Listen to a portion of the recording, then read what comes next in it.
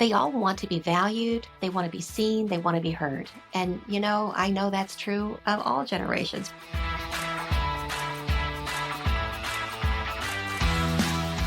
Welcome to the Joy Powered Workspace podcast, where we help HR and business leaders embrace joy in the workplace. I'm Susan White, owner of Susan Tinder White Consulting, and with me is my dear friend, JoDee Curtis, owner of Purple Inc., a large-scale HR firm that I'm a part of as an executive collaborator. Today, we're going to talk about Generation Z in the workplace. For a while, Gen Z had other monikers. People knew it as post millennials or the I generation, or even the Homelanders, people that were born when the Department of Homeland Security was stood up in the United States. None of those names really took off except for Gen Z. Pew Research Center uses 1997 as the birth year where Gen Z started and 2012 as a birth year when Gen Z ends. So that's really the age group that we're going to be focusing on today. Workday created a white paper entitled Engaging the Workforce Across Generations that outlined what Phyllis Weiss Hazarot's research found were more general qualities of Gen Zers. So some of you out there are Gen Zers. We're going to love to hear from you about do these qualities resonate with you? And others out there, you work with Gen Zers. And so we'd love to hear from you about what you're experiencing. But here's what Phyllis Weiss Hazarot's research told us. First of all, Gen Zers tend to be hardworking problem solvers. They're concerned with privacy and cybersecurity, much more so than previous generations.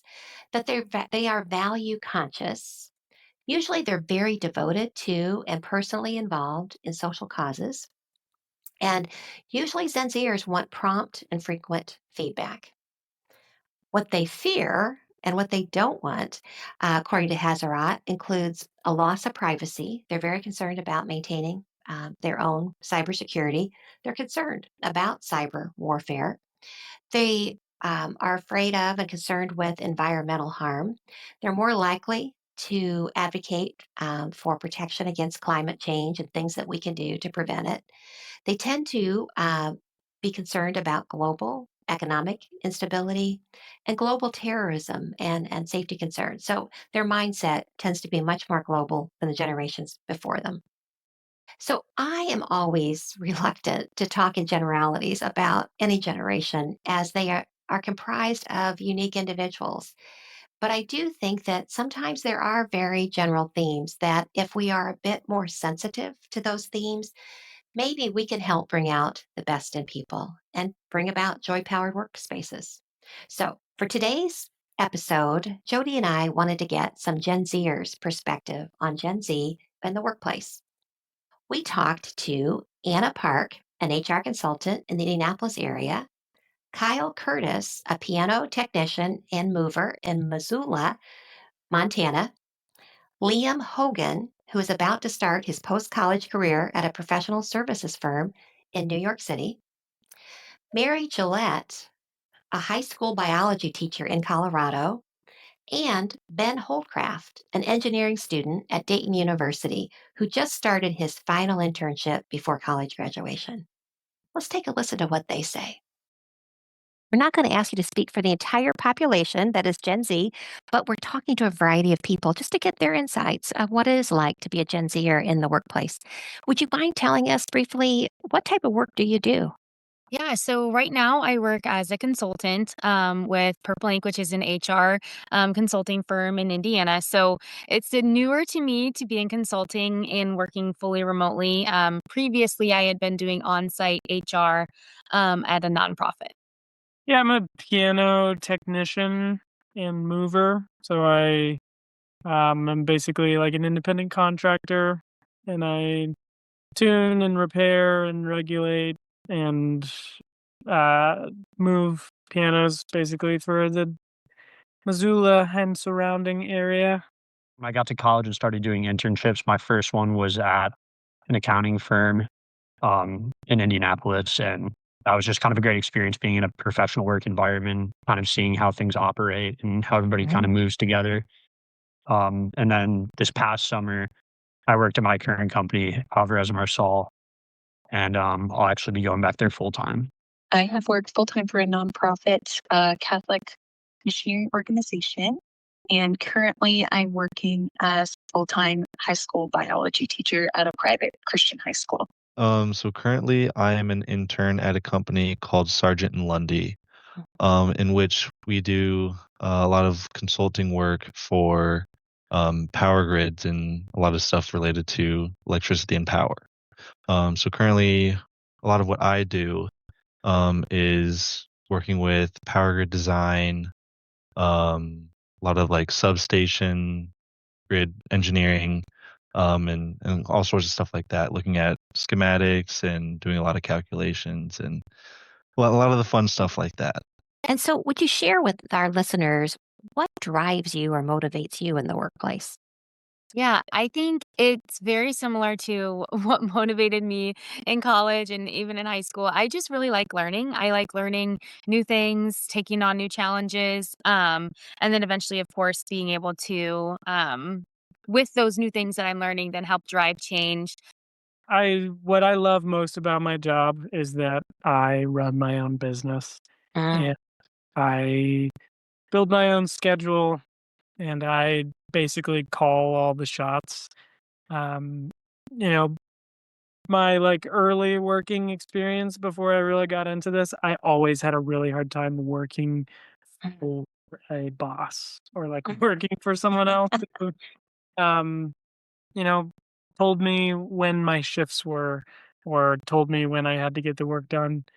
Really, the biggest thing that fuels me is that I have like total control over my life. At least for me, I have kind of like this internal pressure that I put on myself, where it's like I feel like I have to do the work, and so in my mind, I might as well do it really well and kind of just put my best effort in. But I think that kind of internal pressure that I put on myself is very dependent on who I'm working for. If Mhm. I'm working for someone who I really have a lot of respect for, and I think they're really smart and they care about me and they care about the other employees, and I think the pressure that I put on myself is going to be a lot stronger in order to produce my highest quality of work. And so I think it's really a combination of like myself, the pressure I put on myself, and those that I'm working for. I think for me, I am motivated by like connecting with people at my work, whether it's my coworkers or students, and just having those interpersonal relationships really motivates me.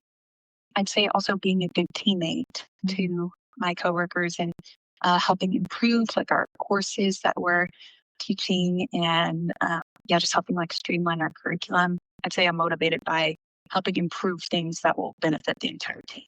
A lot of it is just, wanting to do something that helps people. I mean, obviously engineers, the whole point is to, design something new, design something that works for people. And so that's something that I kind of really enjoy doing. I also like, a lot of growth and increasing in my skill set. So, learning anything new for me is just kind of right up my alley. So, So, how do you like to be communicated with? Yeah, so I really like to use Microsoft Teams, which is similar to Slack, like you mentioned. It helps me be in contact with my team all throughout the day, providing those like real time updates. And then we do weekly calls as well. Email's fine, calls are fine, but I probably like Teams the best. Really, the easiest is phone call. Uh-huh. You know, like we're talking in real time, and they can say, I want my piano tuned. This is broken. I need you to fix it. It sounds like this. Maybe they even play a note and I get to see how it sounds. And then I can say, let me pull up my schedule. I've got an opening next Tuesday. Let's do That's great. it. Instead of like I check my email probably 2 or 3 times a day. So if we're making an appointment over email, it can take multiple days to actually get something on the schedule. And then by the time that they say yes to something, I've like filled up half of those slots that I offered them. So Yeah, I think anytime you can have an in-person conversation or even something over like Zoom or Teams or on the phone. I think it's a lot easier to just have thoughts like flow. My communication style is more of a direct communication style. I could kind of just be told how it is. If someone has a problem with what I'm doing, I like to be told directly. If I'm doing something very well, I like to be told that directly. I'm not sure how common that is among other people in Gen Z, but Mhm. at least that's kind of my preference in communication style. Yeah, at work, I would say email is my favorite. I appreciate having things in writing because that'll help me remember and I can start the email if I need to go back to it. Mhm. I also appreciate when an email can like remove or free up time for me that, otherwise we would have had to meet in person to communicate certain information. Sure. Of course, some things are best like in person. If it's conflict, I'd rather resolve that in person and communicate in person. But in terms of like disseminating general information or upcoming events or things I can be made aware of, email is for sure my favorite. So I personally am pretty simple. If like a Teams DM or a Teams meeting or a text message or an email, just something kind of quick and easy usually works best for me. I don't need anything too complicated. What annoys you in the workplace? What are the things that get under your skin? Oh, I don't like having to repeat work. So if I've ever thought I was done with something and then it comes back and there was like an error or having to adjust or recalibrate, that can annoy me. And then sometimes I think a generational disconnect is like with communication, like I can read people's tone wrong in emails. And then when I've read the tone wrong and they're not upset or they are upset, vice versa, that can be like frustrating. I'm like, "Oh, I wish I could just understand what you were trying to say right off the first jump." Yeah, I think it's kind of on that communication wavelength also, where like if you just have like bad communication among the team, or like there's like unrealistic deadlines, there's lack of guidance, um, anything that really just kind of makes it more difficult to do the work that you're given. That's really what bothers me. I like people to be like, hey, we need to do this, this, and this. Here's how we've done it in the past. Look at those, try and figure it out. If you have problems, come ask me. That's kind of what I like to see. It really bothers me when they're just like, "Hey, you have to do this now," and Mhm. there's no guidance around it. It's kind of just like an assignment given, and I have to figure it out even though I've never done it before, Mhm. or I have no feedback on the work that I'm doing. That's also really annoying to me. I would say um, when expectations aren't clear for like what a particular part of my role is. Mm. It's if yeah, so I have a lot of things outside of just purely teaching that I do in my job. And sometimes they're less clear as to like what's expected of me. That is really frustrating to me. I would say when those types of extra things like late nights where we have to stay for certain events at the school, if those aren't communicated far in advance, that's really annoying to me. Mhm. Um, what else? I would just say, yeah, unclear expectations is the biggest one. I like to know kind of policies or know the goal, know what are my top priorities, and that way I can like focus my energy there and not be doing things that I don't even know like top priority or Sure. like where to put my limited time. I guess. For me personally, I've come across a lot of things that are outdated. Just sometimes either it's like communication systems or um, programs used, in engineering. You use a lot of CAD programs and stuff like that, and so sometimes the newest version isn't always used, Mm. which can be frustrating if you've been trained to use the newer version. You have to use an older version. And then sometimes, being younger and being new to the workforce, sometimes your peers who are a lot more experienced don't always give you the credit of a new idea or something. So it can be a little frustrating at first, but I think over time, um, I'll gain the experience and I guess kind of gain the respect too. What brings you joy at work? I love being on a connected team. So I'm definitely a people person. I think that's a big part of working in HR is being able to find joy with other people and find joy solving things for other people. So I love my team, being able to get to know them and work with them. And then, like I said, I just love solving problems. I love to check a box off on a list. That brings me a lot of joy. I am sort of like a custodian of the music community. A lot of people get these like junker pianos off of Craigslist for free, Sure. and 2 hours later, it's actually pretty decent. And they, Mm. when I walk away, they are that much more inspired to play their pianos or to sign their kids up for piano lessons, and then those kids end up being a part of the music community for the rest of their lives. I think just doing something well and being recognized, I've done it well. Mhm. Like, anytime you're given an assignment to do, like I said before, I like to put my best effort in and do it as well as I can, and I like being recognized for that. It's not really fun to, Mm. think you've done something really well and you finally submit it, it's in the box, and then you just never hear about it. And it's just like, okay, what did I do that for? Is that ever even being used or looked at? Yeah. Um, so yeah, Right. I think just the joy that I get from being recognized for my work and kind of just being with my coworkers. I Mm. think if you have a good team around you, it makes work so much easier to do. I'd say connecting with my students day to day. I like also being up on my feet. Like I'm glad that my job isn't one where I like sit at a desk all day. I like moving around. I like being creative. I teach a class multiple times to groups of kids over a day or two, but I like, one every class looks a little different depending on what questions the students ask or if I just get a new idea of how to demonstrate the concept. And I really like being creative, quick on my feet, and kind of molding the lesson to like the interests or um, yeah of the students that day and the questions they're asking. So I like being creative and yeah, I like the planning aspect of my job. Like I like looking, over the next several weeks and seeing like, okay, what units are coming up and how can we be ready for them and how can we make the test better or just like kind of looking at the year as a whole and how we teach a certain curriculum. I like that planning aspect too. Are there any misconceptions, do you think, about Gen Z in general that you could shine a light on for us?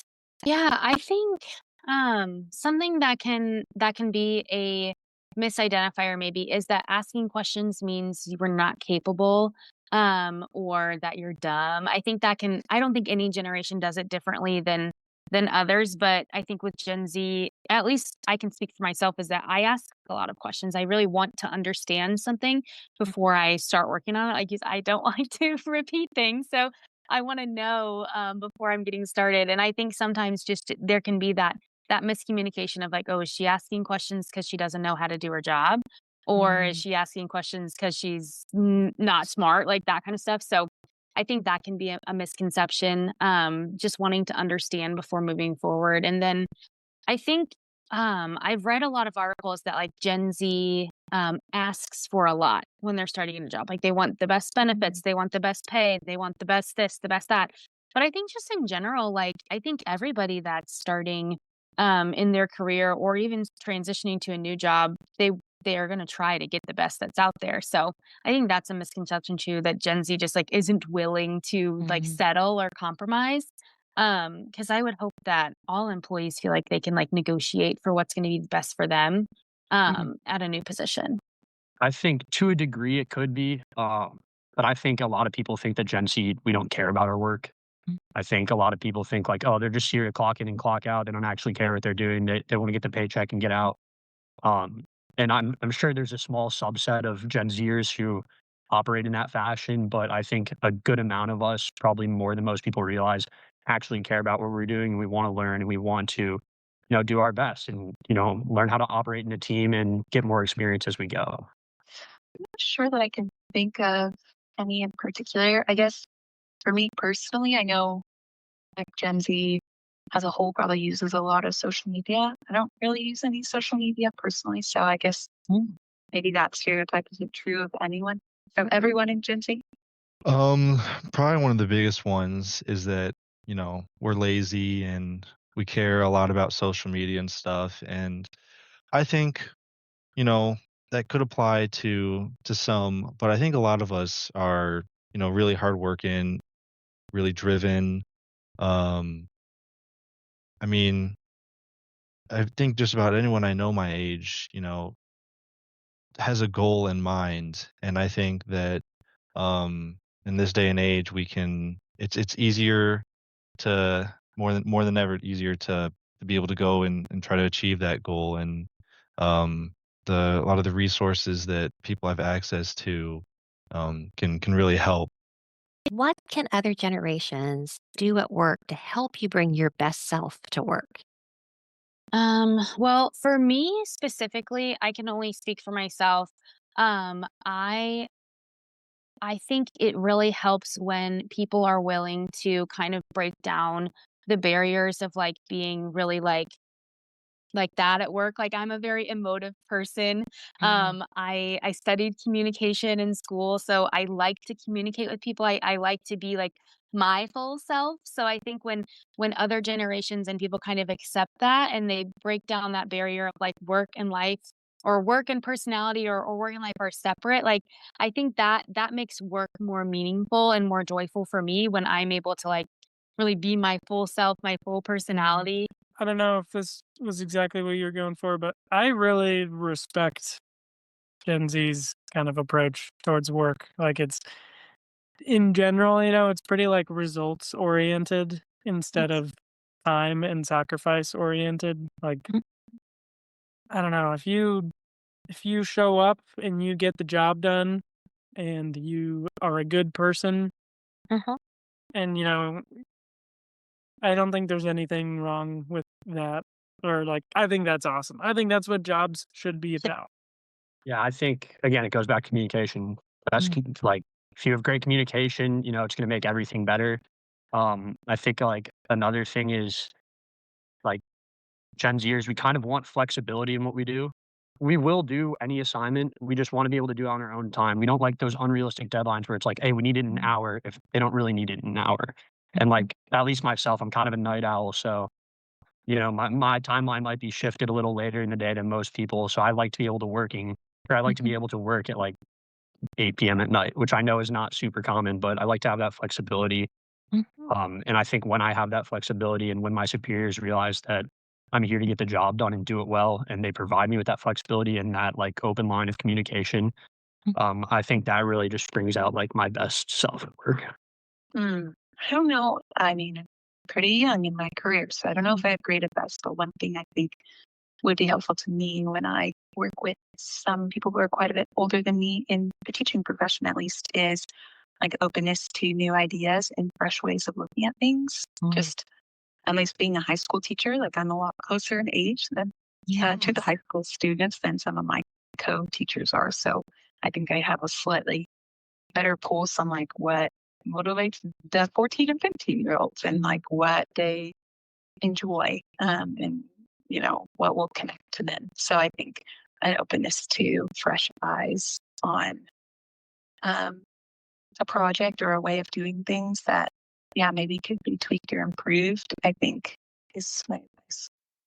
JoDee, I so enjoyed hearing from those Gen Zers. A nice representation from people all over the United States, right? Right. I loved it. I thought it was fascinating to hear their answers. And as you mentioned earlier about, not stereotyping generations, I think it was Yes. just good to hear their different perspectives on some of the questions. So, I agree. A few of my takeaways. First of all, I thought that every person we spoke with just seemed so sharp and confident.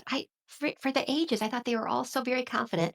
And once they all want to be valued, they want to be seen, they want to be heard. And I know that's true of all generations. People want to get recognized for what they do. For the group we spoke with, they tend don't want to not to want to have their time wasted, and they're going to want recognition for their contributions. Except for one interviewee, they all liked being part of teams, and how they connected to those teammates really influenced how much joy they were having on the job. So found that fascinating. And of course, you know the one person that wasn't really interested in working on a team. Right. So my son, Kyle, who's a business owner and has just always been very independent in what he wants and needs. And, I just think that was a good example too of people in every generation have different wants and needs like that as well too. So very true. And it's working so well for him. And he's so successful that it was fun. Other than that, there seemed to be a tendency to everybody wanting to be part of a very cohesive team.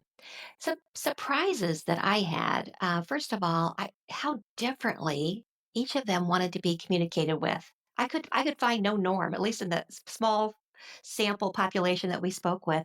Some preferred emails, some prefer phone calls, some want direct in-person communication, and some favor texts.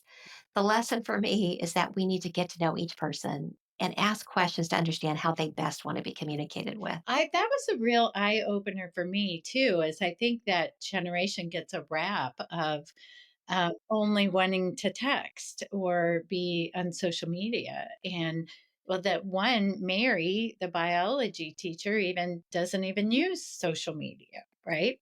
Exactly. Yeah. Right. Yeah, that was very interesting. And I guess another surprise for me was that young workers do feel that their opinions, their insights, their ideas are sometimes not taken seriously Mhm. or even dismissed because of their age. I felt this also when I was young, decades ago. I used to think that, people kind of, listened to me, rolled their eyes a little bit, but then they would go on and do what they thought they knew better. I was just this young punk that had this new idea. It sounds like we haven't really evolved on that front, that young people do feel like they're not taken as seriously or what they're suggesting isn't taken as seriously. Right. But did that surprise you, Jody? I think we've come a long way in 2025, but maybe not so far. Yeah, I agree. I thought that was interesting that that was a topic as well too, and probably just an age. I mean, I when all of the generations were in their 20s, maybe we all thought that, just like you did, Yes. and as being the new kid on the block. So, yeah. Hmm. This generation seems, as you mentioned about their confidence, that they seem more confident in what they want, which is why when I was in my 20s, I think people didn't always take me seriously, but wasn't always sure I took myself seriously either. That's a great They point. feel more confident about They do. ideas and suggestions. So, And they expect to be listened to and they expect to be right, heard. And I think that is a difference. That's a great point. Yeah, in my 20s, I was amazed anybody paid attention to me, right? I did not have the confidence, nor did I have the competence that I think that current Gen Zers do. So excellent. right. Well, now it's time for a listener question. And this one came from a listener to our prior episode entitled Working with Bad Bosses. It dropped in January of 2025, but we are still having a lot of listeners listen to this episode. But their question was, how can you help a bad boss change his or her leadership style if they are not open to feedback or suggestions? Yeah, I think that's a very legitimate question. I think the first thing is I would need to get to the root of why are they not open to other people's suggestions or to feedback. Mhm. What I do, as I know you do as well, a lot of coaching of executives and people in the workplace. And I do believe in the model that the very first step of any type of giving feedback and coaching someone, they first have to be made aware there is a problem. Mhm. Maybe the bad boss that this listener is, maybe the person doesn't believe there is a problem. Right. If they don't really believe there's a problem, you're never going to be able to give them the feedback. So I get that. But usually, if there's a problem, like there's turnover happening because and people are citing the boss, or there's employee engagement score is very low. There's usually you can demonstrate through facts, through data, that we have a problem here, and it centers on you. That's step one. Step two, being able to really affect change and coach someone to get better, they have to believe they own the problem. They have to feel accountable, at least for their role in it. If they don't, if this bad boss knows there's an issue, we're having a lot of turnover, or people are rating them very low, but they feel that they don't have control over it, hey, they've given me very low budget. People are leaving because I'm not paying them enough. Well, corporate won't allow me to give increases or whatever it is. If they don't own it, I'm not sure trying to sit down and make that person better is going to work because they feel like a victim. When they own it, then I have to look at step three, which is the person motivated to change? And if they're not motivated, they know there's a problem. They know it's them or they own a piece of it, but they don't care. Or there's no repercussion to them if they don't fix it. You're not going to have any luck fixing that bad boss. But usually, what I do there, make my attempt to share with them that, you know what, you may be the best middle manager at XYZ company. You might feel like your rewards and benefits are good. Understand that that's probably you're not going to get promoted to anything else. It's unlikely that they're going to pick you for C suite or higher if you don't fix this issue. So I try to help them understand why we got to turn you from a bad boss into a decent boss. And if I can get us there, then, listener, I think you have a chance of getting this bad boss on a better course. If you can't get them to do that, if they are either not convinced there's a problem, they're not convinced it's them, and there's no motivation to change, I think maybe you have to decide, is this a bad boss that I need to keep working with or not? They may not deserve you, Right. is my point. Right. I don't know, JoDee. Any other thoughts you might have? Well, because we just talked about Gen Z, it made me think too. I wonder what their listeners' relationship to this person was. I mean, I assume they report to this bad boss. But Mhm. let's say they're a Gen Z and the boss is in an older generation. Maybe they're not taking that information seriously from the Ah. not that they shouldn't, and that could be a part of why they're not a good boss. But is there someone in HR, or do they have a skip meeting with a Mm. boss occasionally that they might be able to have that conversation with, or maybe the person needs to hear it from someone else too. That's great advice too. Sometimes we know the problem, we see the path forward, but we don't have the influence yet with whoever this is. And so, can we find somebody who is a good influencer? Sometimes it's that person's boss, or sometimes it's just somebody else who can come in from the sideways who has that influence to affect change. Yeah, great point. JoDee, it's time for In the News. An HR Dive article dated April 14th, 2025 was entitled High Heel Dress Code Lawsuit May Proceed, Judge Says. They had me at high heels. I was interested in reading. Yeah. So there was a cocktail server who worked for MGM National Harbor Casino in Maryland who suffered from plantar fasciitis and asked for accommodation to work in comfortable shoes instead of the required high heels. I have to let my listeners know that I was with JoDee in person this morning, and she had on some fabulous, dazzling shoes that had a heel. So I know, JoDee, that sometimes you go heels. I, on the other hand, I'm wearing flats today. Well, and my heels were very low heels. They're high heels. So Okay, but they were heels. Let's get back to our poor employee with the casino. After 2 years of asking for an accommodation, starting in 2017, she was actually accommodated, and she was able to wear flat shoes from July 2019 through December of 2021. Things changed. A dress code memo was then issued banning ballerina shoes, Birkenstocks, bedroom slippers. Okay, I agree. You shouldn't wear bedroom slippers anywhere. right. Wedge heels, flip flops, slingbacks, Crocs, or any slipper style sneakers, tennis shoes, or any other shoe with excessive strapping or ornamentation. Seems pretty specific, doesn't it?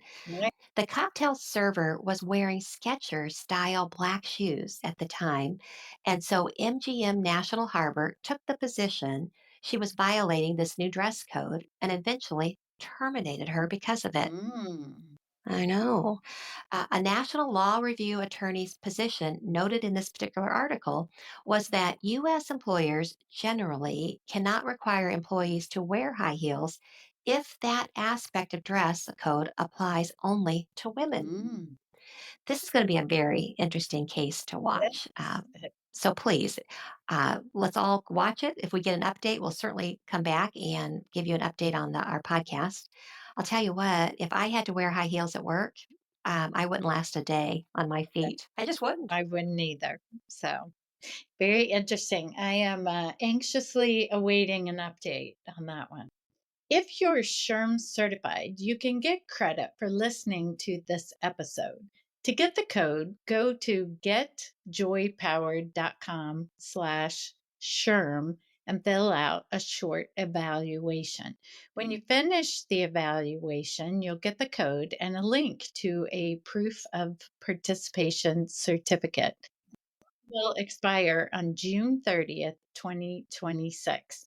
And again, that's getjoypowered.com/SHRM to get the code. And it will expire on June 30th, 2026. Thank you for listening, and thank you for your dedication to the HR profession. If you like our show, you should check out our Patreon page. We have 3 monthly membership tiers where you can get perks like early and ad-free access to episodes, video recordings of the episodes, our top action items, and bonus episodes. And if you want to try it out first, you can sign up for a 7-day free trial. You'll get access to past content when you join. So even if we don't post anything new during your trial period, you can still get a taste of the perks members get. If you're not ready to sign up for a membership, but you want some of the perks, head over to the shop page on our Patreon. That's where you can purchase individual episode, video recordings, ad-free audio, and bonus episodes. You can find all of this great stuff at patreon.com/joypowered. That's patreon.com/joypowered. Thanks for listening and for supporting our show. And make it a joy-powered day.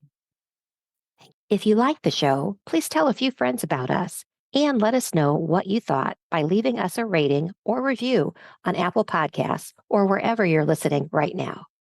Become a Joy Powered member to get extras like early access to episodes, video versions of the episodes, bonus episodes, and even more. Learn more at patreon.com/joypowered. You spell Patreon, Patreon. So it's patreon.com/joypowered. You can find more information on our podcast, books, blogs, and more at getjoypowered.com. We're at JoyPowered on Instagram, LinkedIn, and Facebook. And you can email us via joypowered@gmail.com. Make it a joy-powered day.